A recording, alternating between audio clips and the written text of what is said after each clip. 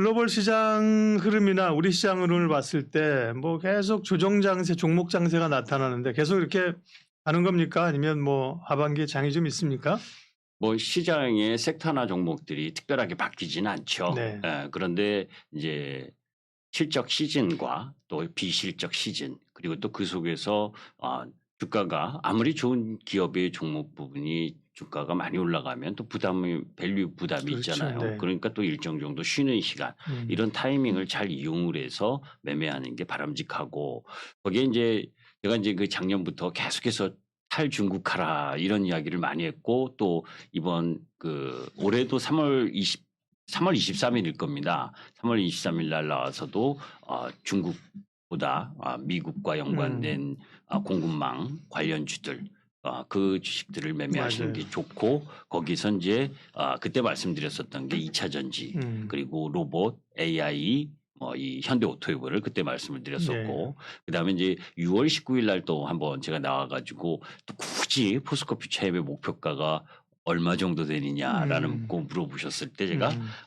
55만 원 정도 본다. 그때가 이제 36만 원대였었죠. 제가 그렇게 물어봤어요. 목표가 얼마냐고? 예.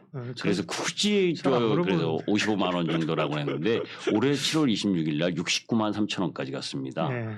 그때 이제 에코프로가 153만 원 그리고 뭐 그렇죠. 날라갔죠. 그렇죠. 네. 그렇게 이제 포모 현상에 의해서 네. 세게 들어올 때는 이익 실현해야죠. 네. 우리가 이제 주식을 하면 주식은 매수만 하는 건 아닙니다. 네. 주식을 적당한 가격에 차익 실현할 수도 있고 해야지 또 손절도 하잖아요. 그런 흐름들을 가져야 되는데 주식을 안만 좋다고 계속 매수만 해서 바라보는 건 어렵죠. 그러니까요. 이제 올랐을 때 팔아야 되는데 올랐을 때 그때 이제 더 사가지고 문제죠, 그죠? 네. 예, 지금까지 와서 그런데 그러니까요. 예, 뭐 섹터나 그런 얘기는 그렇더라. 시장도 그러면 이제 단기적으로는 오를 만큼 올랐다고 보시는 거예요? 이제 그래서 이제 글로벌 시장이나 네. 우리 시장 움직임을 좀 봐야죠. 네. 사실 뭐 도표 하나 보도록 네. 하죠. 이건 지원이 되면 네.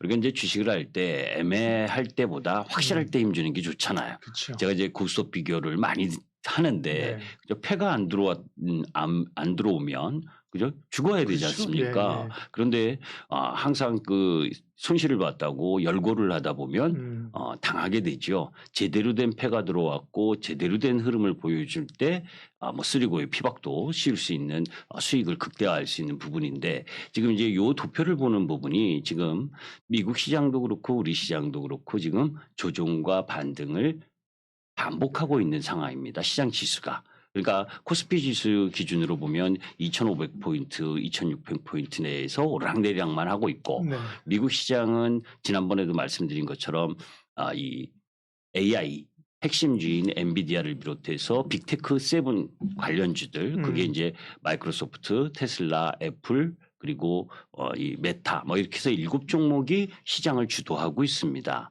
그런데 그런 종목들도 일정 정도 상승을 하고 쉬어야 될 자리거든요. 그런 부분에서 쉬는 형태가 진행되다 보니까 세게 올라갈 수 있는 흐름이 전개가 되지 않죠.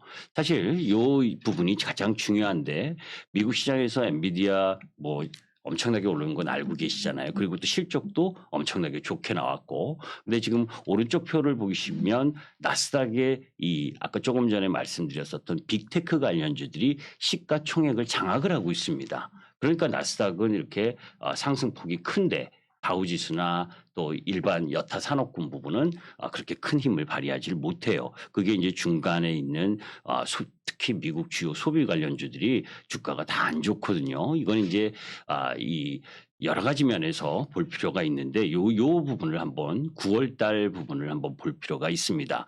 9월 달은 미국 시장도 그렇고 우리 시장도 그렇고 세게 올라가기가 어려운 시장이고 역대로 보게 되면 9월이 하락 확률이 높은 시장이었어요. 네.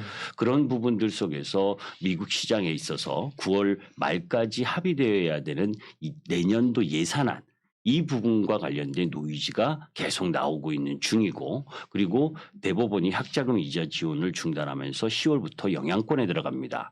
그리고 이제 내일이 중요한데 미국 자동차 3사가 대규모 파업을 그렇다면서요. 예고를 하고 예. 있죠. 그런데 이제 이 부분도 사실 우리 시장에서 2차 전지 약세 요인 중에 하나였었어요. 왜냐하면 이 미시간주를 비롯해서 트럼프가 지금 계속 자극을 하고 있는 중이거든요.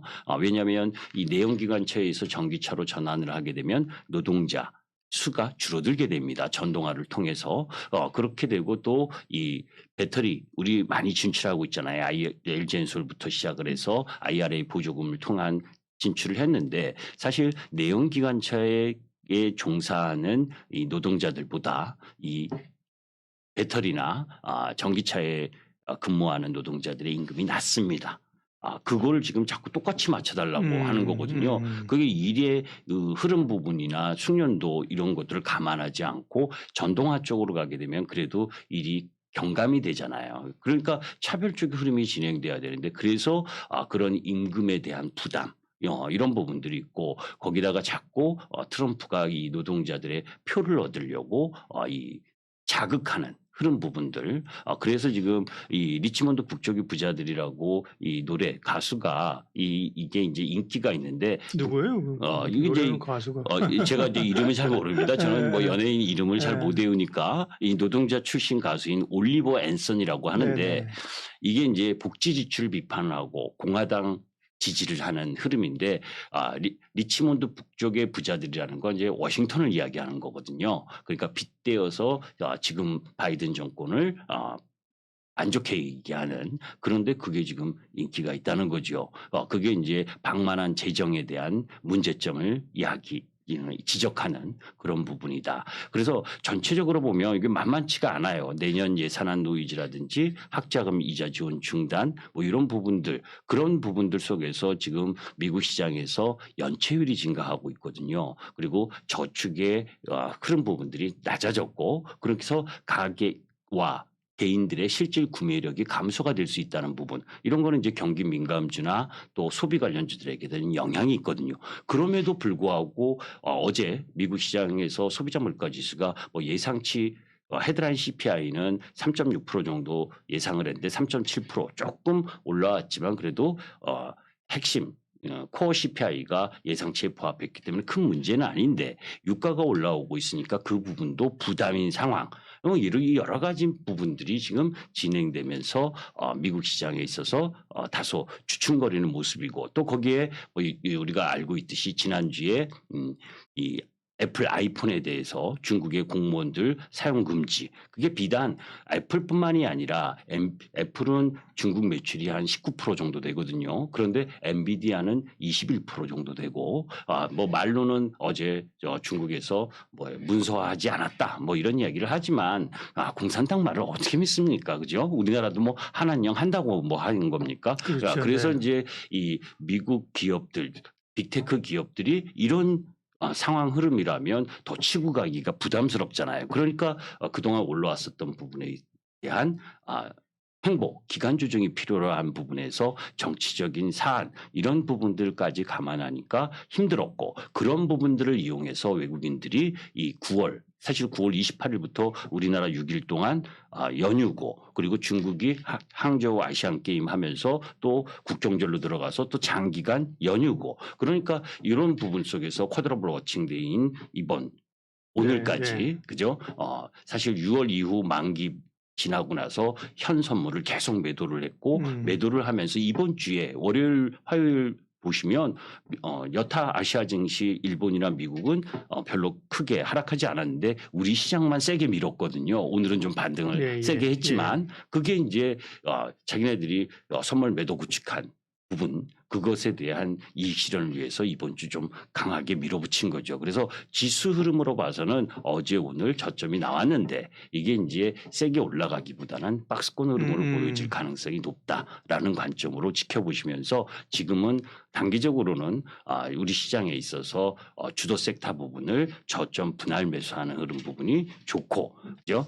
그런 가운데에서 너무 강한 베팅을 하기보다는 조금 시간을 인내할 필요가 있는 관점으로 시장을 보실 필요가 있다 이렇게 말씀드립니다. 네. 김 대표님 앞에 계시다고 하는 얘기가 아니라 참 시장 흐름을 잘 읽으세요. 네. 매일 볼 수가 없어서 안타깝지만 유튜브 들어가면 그 매일 시황 설명해 줍니까 이렇게? 매일은 아니고 네. 이제 이런 내용들은 네. 매주 수요일 날 네. 방송을 통해서도 이야기를 하고 또 네. 유튜브로도 올려놓죠. 예. 네. 저도 방송에서 뭐 아직 못 뵈니까 글을 듣기가 좀 어렵습니다. 그러니까 9월까지는 이제 어려운 흐름들로 갈 수밖에 없는 환경이었고 그런 네. 흐름이 나타났다. 지금 이제 추석 지나고 나서의 흐름들을 기대라는 건데 지금 말씀 들어보면 지수가 그렇게 크게 올라가면서 갈 수 있는 환경은 아니라고 보시는 거네요. 기본적으로는 박스권 내에서의 움직임, 그죠? 예, 네. 그렇습니다.